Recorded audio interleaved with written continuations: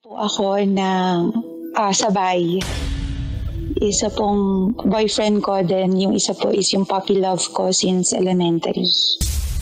By the way po, yung boyfriend ko po kasi is seaman. 2 to 3 months ko lang nakakasama. Nakita ko sa Facebook na pumasa yung puppy love ko as an attorney, as a lawyer. So, kinongratulate ko siya. Doon na nag-start lahat. Kami, both kami dalawa ng lawyer na meron kaming mga anak pero we're not yet married. Tapos, nito recently lang, nag-message yung mommy naman ng mga babies niya. May-message yung boyfriend ko saying na, yun nga, mistress ako. Ang dami daw kasinungalingan ng lawyer. And sabi niya sa akin is, wala na talaga po sila. Tsaka pinupuntahan niya po talaga ako. So, naniniwala naman ako sa kanya. Pero yun nga, sinasabi nung nani ng mga anak niya na sila pa din, na hindi lang daw umuwi doon sa bahay niya, yung mga ganun po. Willing po ako na i-give up yung boyfriend ko that time. Kaso parang bigla na lang nawala. Nagme-message ako sa kanya palihim, hindi niya na ako nire-replyan. Noong time na nagkakaroon na po ako ng feelings dun sa lawyer, sinabi ko na po siya dun sa boyfriend ko na in any time, pwede na kitang iwanan. Kasi po, nakaranas po ako ng madaming sakit, like physical, emotional dun sa boyfriend ko po. Pero kung bibigyan ka ng pagkakataon na hiwalayan tong current mo, tapos magkaroon kayo ng chance uli ni Puppy Love Lawyer, tapos hiwalay na talaga sila kumpitin ng asawa niya, iti-take mo ba yung chance na yun? No na po, kasi currently po I'm 2 months pregnant.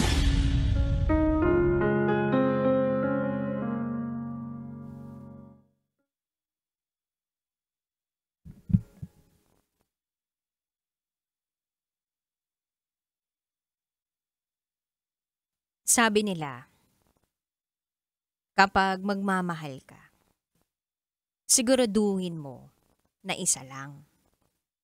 Hindi pwedeng dalawa. Kasi isa lang ang puso ng tao. Alam mo ba kung ano lang yung maraming puso? Hindi tao, kundi hayop. So kung nagmamahal ka ng dalawa, ang tanong, sigurado ka ba na tao ka? O baka naman, hayop ka? Charot with harot. But anyway, kabisyo, ang masasabi ko lang naman dyan is that dapat pag nagmamahal tayo, parang sirang electric pan lang. Oh, nakapokus lang sa isang anggulo, iisang tao, at hindi na lumilingon pa sa iba. Charot with harot. Anyway, kabisyo, sana hindi ka na makinig sa iba. Sa akin na lang ngayong gabi. I-lock in muna ako. Alas 9 ng gabi hanggang hating gabi magkasama tayo kapiling ang Basa Princess ng Love Radio, DJ Rocky Tera. At ngayong gabi, samahan mo ko sa isa na namang panibagong pagsisiwalat ng sikreto ng ating kabisyo. Eto na po ang patikim ng DJ Rocky's Secret Files.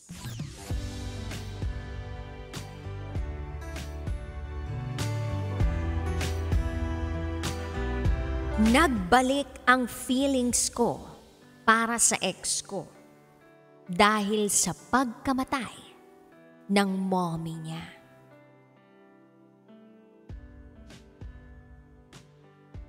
Oh my!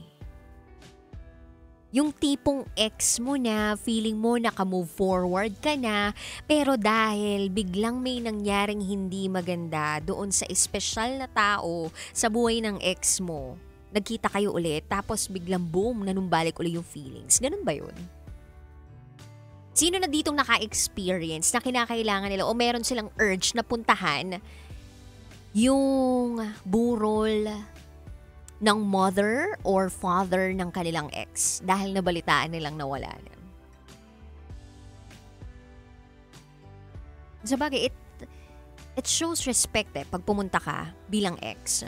Hindi naman dahil sa may feelings ka pa o dahil may nararamdaman ka pa dun sa ex mo, but somehow yung taong yun, yung nanay o tatay nung dati mong minahal, naging parte ng buhay mo.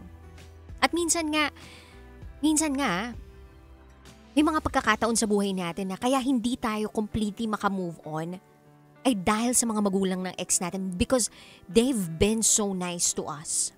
To the point na parang kayang palitan lahat ng masasakit.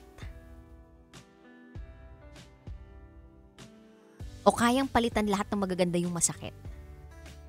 Magagandang ginawa ng mga gulang dun sa masasakit na ginawa ng anak. You get what I mean? Anyway, kabisyo, abangan nyo po yan sa aking pagbabalik. Ano kaya ang nangyari dun sa tagpo ng ex at nitong ating secret file sender sa aking pagbabalik, kapiling ang bahas sa princess ng Love Radio, DJ Raketera. At ikay nakatutok sa 90.7 Love Radio. Kailangan pa bang i-memorize yan? Basic. Up next is DJ Rocky's Secret Files. Sinira ng tatay ko ang pagkababae ko. Siya. May secret affair kami ng office mate ko. Hindi ko matigilan kasi sobrang galing niya sa... Rocky's Secret Files. Secret Files. It's the kind of bleep you never knew existed. Kunwari inosente pero boy naman pala. Rocky's Secret Files. Secret Files.